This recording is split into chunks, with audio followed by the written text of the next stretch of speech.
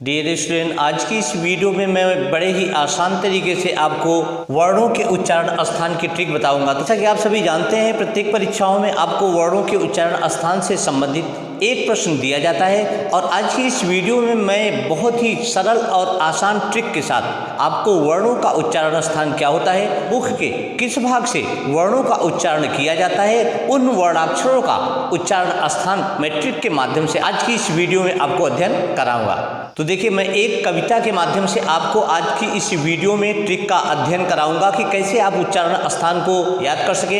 अक्सर ऐसा होता है कि आप भ्रम में रहते हैं किस वर्ण का उच्चारण स्थान क्या होना चाहिए। तो आपकी इस समस्या को ध्यान में रखते हुए मैंने एक कविता आपके लिए बनाई है, जिस कविता को आप रट लेने के पश्चात आपको वर्णों के उच्चारण स्थान में कोई भी प्रॉब्लम नहीं होगी। तो देखिए, 10 पंक्तियों की वो आपकी कविता है।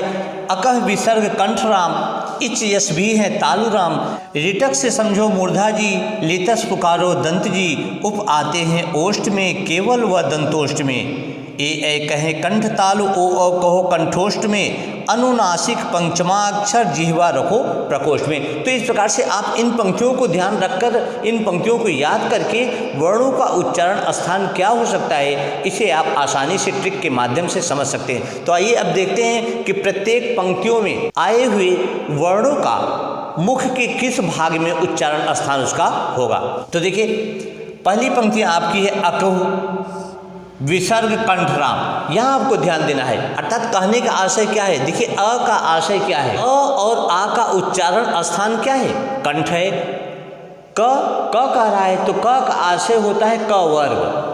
क वर्ग में क्या क्या आता है, क वर्ग का मतलब होता है क की पंक्ति के अंतर्गत आने वाले सभी वर्णाक्षर, अर्थात क ख ग घ अंग, ये पांचों वर्णाक्षर जो होंगे वो क वर्ग के अंतर्गत आएंगे। और ह तथा विसर्ग कह रहा है तो विसर्ग का मतलब होता है जो अह होता है उसे विसर्ग कहते हैं।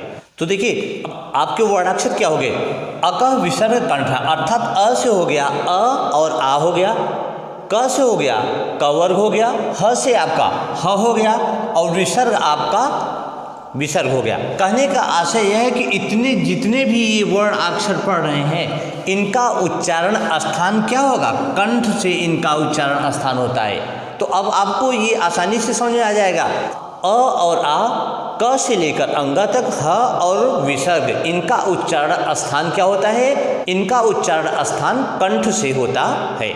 अब दूसरे पंक्ति को देखते हैं। दूसरी पंक्ति है आपकी इच यश। तो देखिए, इस से क्या होता है, ई का आशय है छोटी और बड़ी, च का आशय क्या है, च का आशय है च वर्ग, अर्थात च से लेकर इ तक आने वाले वर्णाक्षर। यश अर्थात य और स जो है, देखिए इसे तालव्य विषय इसीलिए इसे कहते हैं, ये भी तालु के अंतर्गत आता है। तो इतने वर्ण अक्षरों का, अर्थात छोटी बड़ी, च वर्ग हो गया, च से इ तक हो गया, य हो गया और स हो गया, इतने वर्णाक्षरों का उच्चारण स्थान तालु होता है, अर्थात इन वर्णाक्षरों का उच्चारण तालु से होता है। देखिए, तालु क्या होता है, जिह्वा जब मुख के ऊपरी भाग से टकराती है उसे तालु कहते हैं। अगली आपकी पंक्ति है ऋटक से समझो मूर्धा जी। तो ऋटक क्या है, ऋटक का आशय है री और र, ठीक है। तो री और र, इन दोनों का उच्चारण स्थान तथा ट वर्ग, ट वर्ग क्या है, ट से लेकर अण तक आने वाले वर्णाक्षर, तथा जो स है खटकोण का स इसे भी बोलते हैं, अर्थात ये मूर्धन्य स होता है। तो इतने वर्णों का उच्चारण स्थान क्या होता है, मूर्धा होता है। इतने वर्णों का उच्चारण स्थान मूर्धा के द्वारा होता है, इसीलिए आप देखते हैं इस स को मूर्धन्य स भी बोला जाता है। तो कहने का आशय क्या है, आपका री हो गया, र हो गया, ट से अण तक ट वर्ग हो गया और स हो गया, खटकोण वाला स हो गया। इतने वर्णों का उच्चारण स्थान मूर्धा होता है। अगली पंक्तियों में देखिए लितस। लितस में क्या होता है, री हो गया, ल हो गया, त से आशय है त वर्ग से, अर्थात त थ द ध न, त से लेकर न तक जो वर्णाक्षर पढ़ते हैं, और आपका स हो गया, जिसे आप सादा स बोलते हैं, वो दंती स कहा जाता है। तो ये स हो गया। तो इतने वर्णों का उच्चारण स्थान क्या होता है, दंत होता है, अर्थात दंत के द्वारा, दांत के द्वारा जब तक जीवा दांत से टकराती नहीं है तो इतने वर्णों का उच्चारण स्थान नहीं हो सकता है। तो आप जानिए कि ली, ल, त वर्ग यानी त से लेकर न तक और श इतने वर्णों का उच्चारण स्थान दंत होता है। और आगे की जो पंक्तियां हैं उप है आपका, तो उप से क्या होता है, ऊ से आशय है छोटा ऊ और बड़े ऊ से, ठीक है। तथा प का आशय क्या है, प का आशय है प वर्ग अर्थात प से लेकर म तक, प फ ब भ म, तो प से लेकर म तक जो वर्ग है तो प वर्ग के अंतर्गत आएगा।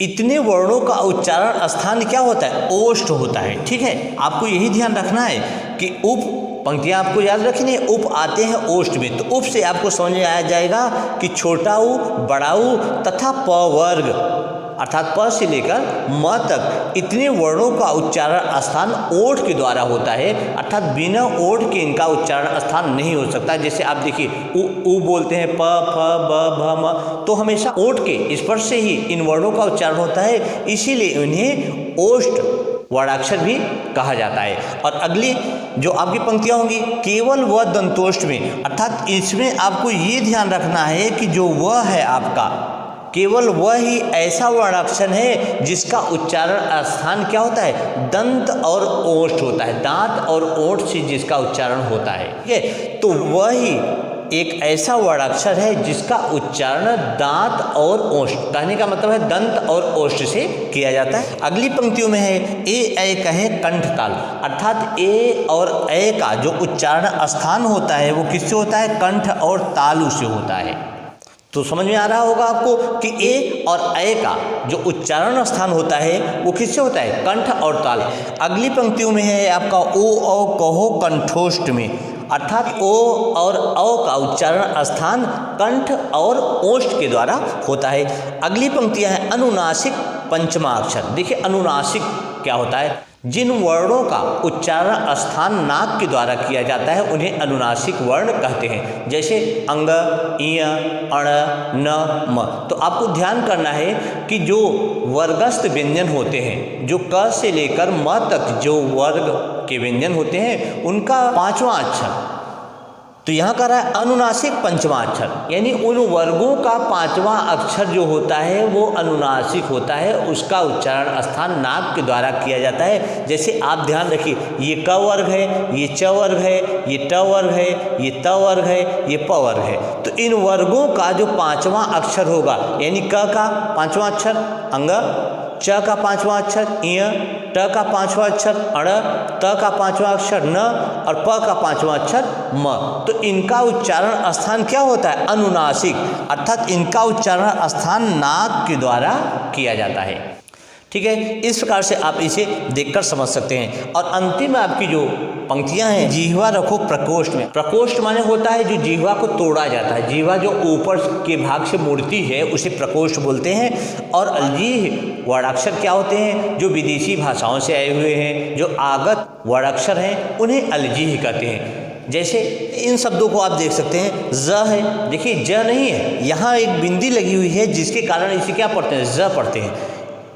साधारण में तो इसे क्या बोलते हैं, इसे बोलते हैं आप फ बोलते हैं, लेकिन यहाँ बिंदी लगी तो आप बोलेंगे फ बोलेंगे। ये र है लेकिन यहाँ बिंदी लगी हुई है तो इसे बोलेंगे र बोलेंगे, ठीक है। तो ऐसे शब्दों को अलजीह शब्द कहते हैं। तो आप इस प्रकार से इस छोटी सी कविता के अनुसार वर्णों का क्या उच्चारण स्थान होगा उसे आसानी से पहचान सकते हैं कि आपके वर्णों का उच्चारण स्थान क्या है। वर्णमाला के जितने भी अक्षर हैं, अ से लेकर अह तक और क से लेकर ज्ञ तक, सारे वर्णाक्षरों का उच्चारण स्थान क्या होना चाहिए, आप एक ट्रिक के माध्यम से, इस कविता के माध्यम से आसानी से समझ सकते हैं, याद कर सकते हैं। इस कविता को अगर आप याद कर लेते हैं तो आपको जीवन भर कभी ये ट्रिक भूलेगी नहीं कि किन वर्णों का उच्चारण स्थान क्या होना चाहिए। तो ऐसी वीडियो प्राप्त करने के लिए हमारे चैनल को सब्सक्राइब, लाइक अवश्य करें, जिससे कि हमारी सभी वीडियो आपको आसानी से प्राप्त हो सके। तो इस वीडियो में बस इतना ही। Thank you so much.